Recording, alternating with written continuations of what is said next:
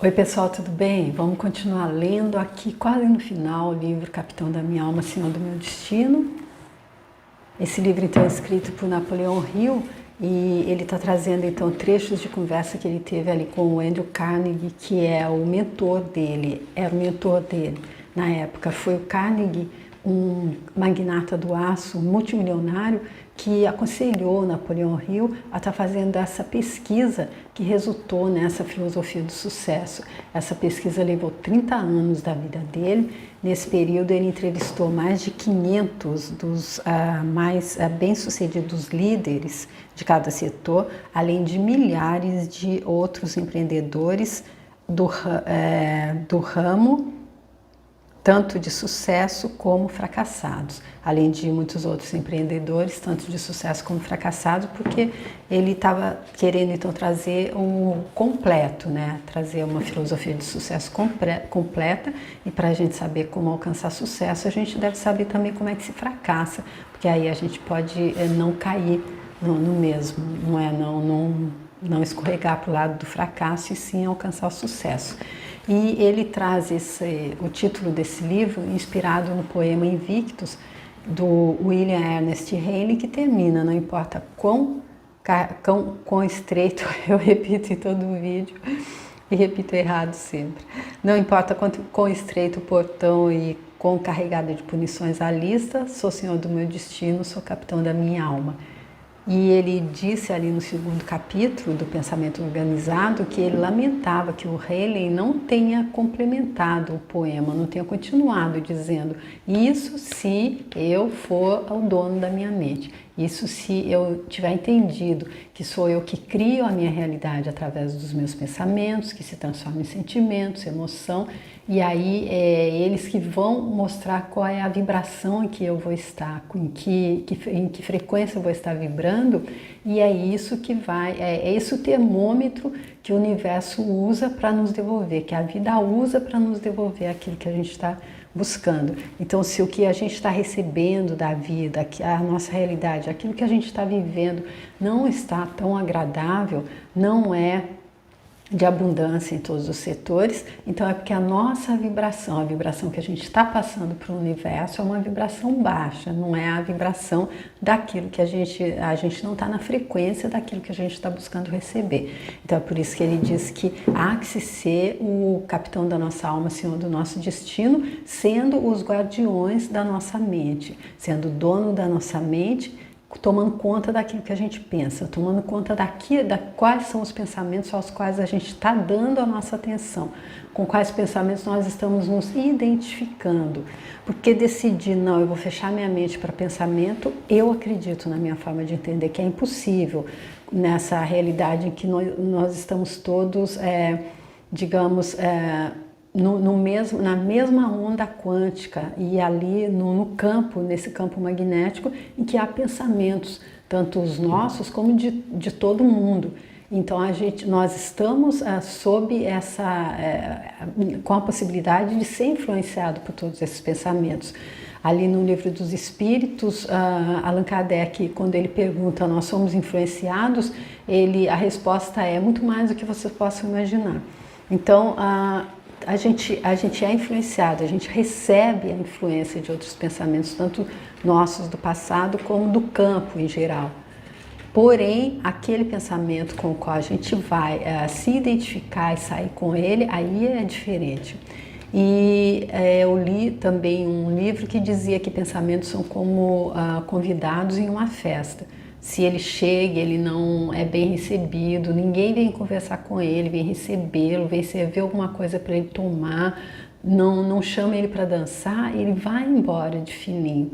É a mesma coisa com pensamentos. O pensamento chega ali, a gente só como observador vê que ele chegou e deixa ele passar, aí tudo bem, dessa forma que eu entendo, tá bom? Porém, se a gente continua alimentando pensamentos negativos, aí então a gente forma aquele suco que ele falou ali nas páginas anteriores, que depois a mente já transforma aquilo, a lei do ritmo hipnótico, que ele explica bem ali no livro Mais Esperto que o Diabo. Eu fiz uma série, deixo aqui se você quiser ver também. a lei do ritmo hipnótico, então, vai fazer com que a nossa mente vai ficar ali sempre repetindo os mesmos pensamentos negativos. Nós vamos criar esse padrão. É como aquele carro que vai passando na estrada de terra e vai deixando a marca, deixa uma marca superficial, e quanto mais ele passa, mais profunda fica essa marca, até que se forma realmente uma valeta ali e ele não tem como ir para outra direção. É a mesma coisa com os pensamentos repetitivos na nossa mente. Aqui nós estamos nesse livro em que ele traz os conceitos de visão criativa, pensamento organizado e a atenção controlada. Nós estamos no terceiro capítulo, que fala exatamente da atenção controlada, e nós estamos aqui na parte em que é o Andrew Carnegie que está fazendo então uma análise da atenção controlada. Ele já falou antes da importância de estar se especializando, isso é a atenção controlada ali posta em forma de se especializar naquilo que a gente vai fazer. E agora ele está falando de uma coisa que a gente podia entender como se fosse merecimento. Ele conta a história de uma pessoa que recebeu um aumento, porém essa pessoa ela estava colocando em prática aquela regra de ouro que ele explicou também nas páginas anteriores, que era fazer o melhor dele, fazer além do que era pedido para ele fazer e fazer pensando no todo e tendo uma personalidade atraente, ou seja, inspirando os outros a fazerem também. E aí aqui na última pergunta, o Napoleão Hill diz a ele: você acredita que é por circunstâncias semelhantes que todos os homens bem-sucedidos alcançam sucesso? Ou seja, por essas circunstâncias de estar usando a regra de ouro? E aí ele diz: tenho certeza disso. E conclui assim: você pode pensar que uma promoção é um grande favor ao promovido, mas não é um favor maior a ele do que ao homem que o promove. Desde que quem promove escolha o homem que merece a promoção. E aí então ele trouxe a história dessa pessoa que foi promovida, acreditou até que fosse um milagre, porém ele mostrou que ele estava fazendo tudo isso, estava usando a atenção controlada para colocar todos esses requisitos ali bem evidentes, para seguir esses requisitos, e aí então a promoção veio não como um milagre, veio como resposta, como efeito da causa que ele estava plantando, daquilo que ele estava fazendo. E aí o Napoleão Hill continua: não acredita então que acaso e sorte favoreçam o indivíduo nessas circunstâncias? Só nesta medida. Às vezes acontece de o tempo da promoção de um homem resultar de alguma forma de sorte ou acaso, como a morte de uma pessoa que ocupava o cargo ao qual ele foi promovido, ou uma emergência que pede algum tipo de talento especial que o promovido tem. Mas a sorte só tem relação com o tempo. A pessoa que tem o direito de ser promovido será mais cedo ou mais tarde, com ou sem sorte, porque todo homem gravita para o lugar na vida ao qual pertence, por preparação e hábito adquirido, tão naturalmente quanto a água corre e encosta abaixo. Então, aqui ele dizendo que sorte só funciona com relação ao tempo, ou seja, que aquela promoção que ele fez por merecer, colocando ali aqueles requisitos que a gente já falou no início, ali usando aquilo, fazendo daquela forma, ela pode ser chamado sorte se essa promoção vier antes por causa de uma dessas coisas que ele disse, ou uma pessoa que ocupava o cargo morreu e foi assim uma urgência, teve que promover outra, aí nesse caso, ou se não, quando algum outro tipo de emergência que precisa de um talento especial que a pessoa tenha, então nesse caso ele pode ser chamado de sorte, mas a palavra está até entre aspas, porém ele diz que só nesse caso, só para antecipar aquilo que ele já garantiu, fazendo o que se requeria dele ou dela, a pessoa.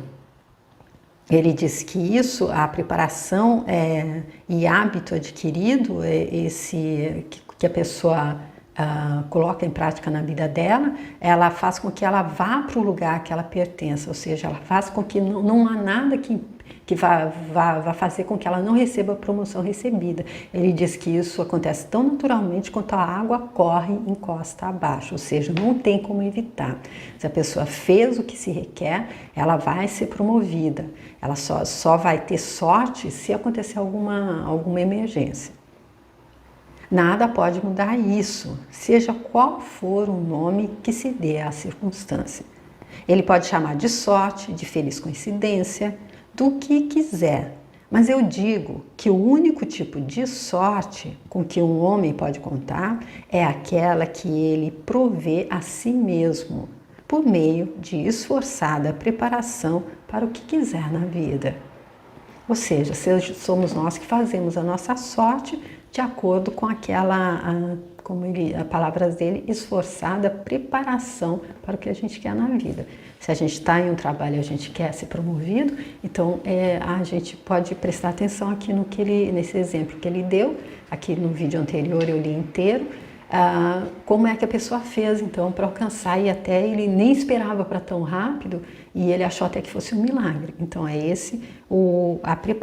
essa preparação, ele passa o passo a passo ali nas páginas anteriores, que está no vídeo anterior, tá bom? Sua análise indica que a atenção controlada é um traço importante na preparação para a promoção ou para a realização de um objetivo definido. Sim, é indispensável, podemos dizer. Um homem não pode desenvolver o hábito da autodisciplina, tão necessário como um meio de preparação para a realização de um objetivo definido, sem a concentração da atenção. Então aqui o Napoleão Hill, então voltando aqui no tema falando de novo, a gente não saiu desse tema, mas ele trazendo novamente a nomenclatura desse tema, que é o título desse último capítulo, que é a atenção controlada. Então ele diz, a análise que o Andrew Carnegie está trazendo aqui até agora, mostra que a atenção controlada é um traço importante na preparação para a promoção ou para a realização de um objetivo definido. E aí ele disse, sim, é indispensável, porque ali no exemplo que ele trouxe, se essa pessoa que ele deu como exemplo, que recebeu essa promoção, que ele acreditou, ele achou até que fosse um milagre, ele nem esperava que viesse tão rápida, se ele não tivesse a atenção controlada, se ele não tivesse ali prestando atenção, tivesse um presente, sabendo o que ele estava fazendo como se queria que fosse feito, aí então ele não teria alcançado esse final com sucesso. E aí ele diz, um homem não pode desenvolver o hábito da autodisciplina tão necessário como um meio de preparação para a realização de um objetivo definido sem a concentração da atenção dele. E aí ele traz um outro item aqui que é de vital importância também, que é a autodisciplina. Então a atenção controlada é ela que controla ali a disciplina, porque não adiantava nada ali no exemplo que ele traz, a pessoa então chegava antes, saía depois, fazia assim, com alegria, então, mas se ela não tivesse a disciplina para fazer isso, hoje ela chegou antes, mas amanhã ela já acordou um pouco mais tarde, perdeu a hora, então ela não ia poder fazer, mesmo que ela quisesse, mesmo que ela tivesse esse objetivo de ser promovida fazendo isso, ela sabia que era isso, o instinto dela, o outro eu dela, como ele chama, que estava dizendo, é isso que você deve fazer, se você quiser essa promoção, se você quiser ter sucesso, mas ela não tinha autodisciplina, ela não conseguiria fazer. Pelo menos, tomando como exemplo, esse primeiro ponto, que é que ele chegava antes, ele não chegava atrasado. Então, além de não chegar atrasado, chegava ainda meia hora antes, como ele explicou ali. Mas e se ele não tivesse disciplina para estar saindo da cama de manhã? Se à noite ele ficasse até mais tarde vendo filme, e aí de manhã ele acordasse na hora que o relógio despertasse, saísse correndo e chegasse lá poucos minutos antes da hora, ou se não chegava atrasado. Então aqui entra a autodisciplina. Ele deve praticar essa arte até que se torne um hábito. O ponto de partida é nos pequenos detalhes do trabalho diário, quando se tem um motivo definido para a concentração de atenção. Se o indivíduo negligencia os menores detalhes do trabalho dele, com certeza vai negligenciar os aspectos mais importantes. Perfeição pela atenção controlada é uma virtude de valor incalculável. E aqui ele trazendo mais um ponto interessante, que é com a disciplina, é a gente prestar atenção no detalhe, eu acredito. Olha o que ele está dizendo aqui. Se o indivíduo ele negligencia detalhes no trabalho dele, eu acredito que na vida dele também ele vai negligenciar os aspectos mais importantes. Ou eu acho que o próprio ato, essa atitude vai fazer até que, por exemplo, se ele negligencia que ele precisa dormir melhor, que ele precisa dormir um determinado tempo para acordar no dia seguinte refeito e pronto para chegar no trabalho um pouco antes, como ele sabe que é o que vai levá-lo para essa promoção que ele busca. Mas aí ele não tem ele negligencia aquilo do horário, de ter essa disciplina, de ter um horário. Ele sabe, eu preciso dormir essa quantidade de horas. Se eu for dormir mais tarde, não vou conseguir essa quantidade de horas de sono, então amanhã eu não vou estar com tanta perfeição, não vou estar pronto, não vou estar no estado ótimo para fazer aquilo que eu sei que eu devo fazer. Então isso pode parecer um detalhe, poxa, eu vou ficar um pouco mais tarde, pode parecer um detalhe, mas ele está dizendo que quem negligencia o detalhe, com certeza vai negligenciar também os aspectos mais importantes e vai, eu acredito, ser prejudicado, então, também nos aspectos mais importantes. Mas não é verdade que executivos ocupados não perdem tempo gerenciando pequenos detalhes relacionados às responsabilidades deles? Sim, é verdade, mas você esquece um fato importante. O executivo bem-sucedido normalmente conquista a posição, dominando antes a arte de controlar detalhes. Ah, sim, olha que legal. Porque assim que eu pensei aqui, eu pensei que a resposta dele, ele ia dizer, não, mas um executivo bem-sucedido, ele vai ter como colocar uma pessoa para cuidar dos detalhes. A secretária dele cuida ali dos detalhes, então ele não tem que se preocupar com isso. Porém, ele trouxe mais até aqui, ele disse que e por que ele poderia, aí a gente podia dizer, mas isso é injusto, porque que ele pode não estar prestando atenção nos detalhes. Por quê? Porque ele já conquistou a posição dele, dominando antes a arte de controlar os detalhes. Porque a gente viu ali anteriormente que se a gente não controla o detalhe, a gente perde a oportunidade de ser bem-sucedido. E aí, se ele já está ali em uma posição de destaque, onde ele pode ter uma secretária para cuidar dos detalhes, é porque ele já passou dessa fase. Ele conquistou o direito de agora poder até deixar os detalhes para um terceiro, poder passar isso para que uma outra pessoa faça para ele. Para continuar sendo um executivo bem-sucedido, ele deve seguir sendo um mestre dos detalhes, mas normalmente relega os detalhes menores aos subordinados que trabalham com ele. Aqui ele então confirmando aqui. Ele vai continuar sendo o mestre do detalhe, até porque ele tem que, se ele começar a negligenciar o detalhe, aí se aquela pessoa para quem ele delegou esse trabalho, ela também negligenciar, ele não vai ver. Então ele tem que continuar sendo o mestre do detalhe, porque assim ele delega, ele já conquistou posição para poder delegar esse trabalho a uma outra pessoa, porém ele continua sendo ele que está vendo, ele presta atenção no detalhe, apesar de não se ocupar dele. Assim, pelo uso do princípio do Mastermind, ele continua cuidando de todos os detalhes necessários. Um homem é pago pelo que faz ou pelo que pode influenciar outras pessoas a fazer. O executivo capaz é aquele que se relaciona com outras pessoas de forma a aumentar a eficiência delas, alimentando assim a dele mesmo.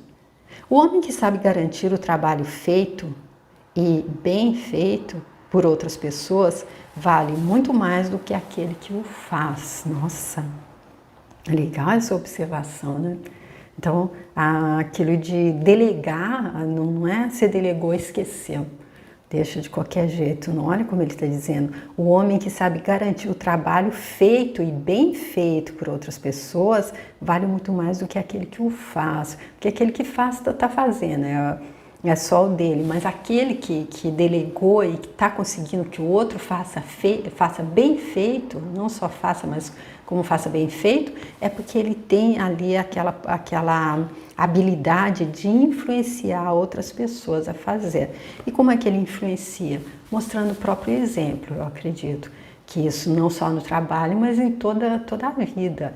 Se alguém aí muito próximo da gente está querendo mudá-la de alguma forma, nosso marido, nossa mulher, qualquer um aí que a gente está querendo mudar, especialmente os mais próximos, eu acredito que são aqueles que mais nos observam. Então é com a mudança, é com a nossa mudança, é assim que a gente influencia, é assim que a gente consegue fazer com que a pessoa faça e faça bem feito.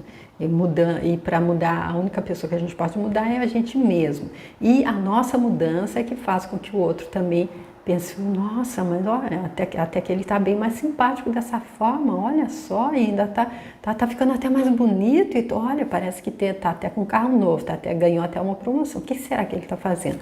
E aí a gente influencia a pessoa a também melhorar, acredito.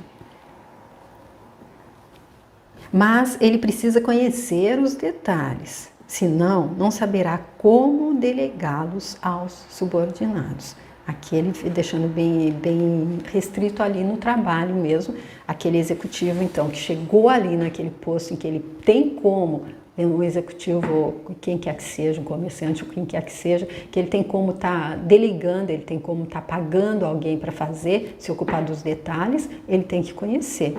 É como ele já citou em algumas páginas anteriores também, quando ele fala da especialização, ele diz que as pessoas devem se especializar sim, a atenção controlada ela entra na especialização, porém todos que se especializam ali em uma área ali em cima, eles têm que ter passado por todos os postos anteriores.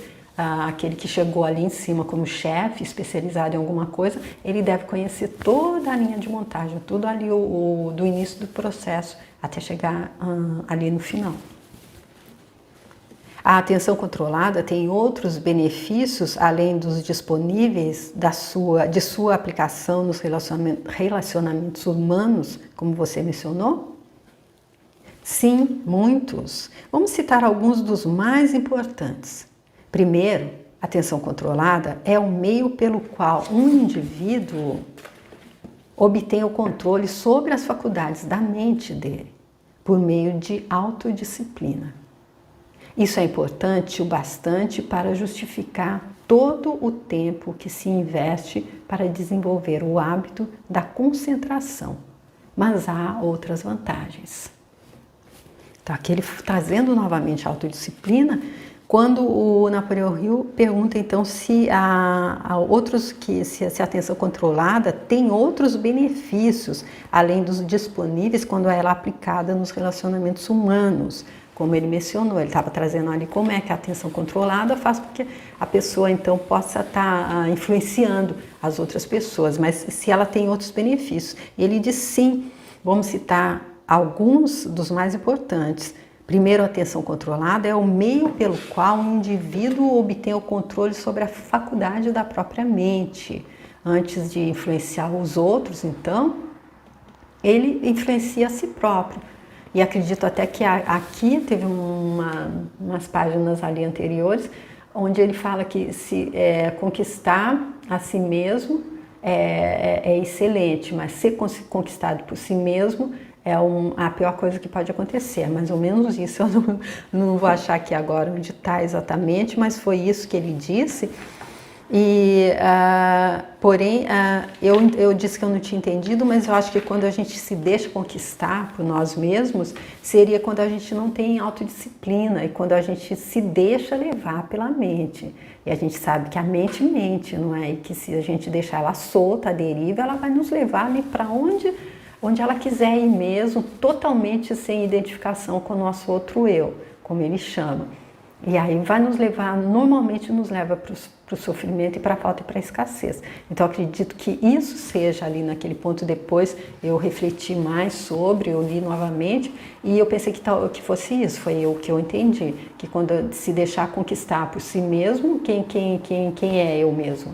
Eu não sou minha mente, porém a minha mente que está aqui nesse pacote em que eu estou nessa passagem como ser humano.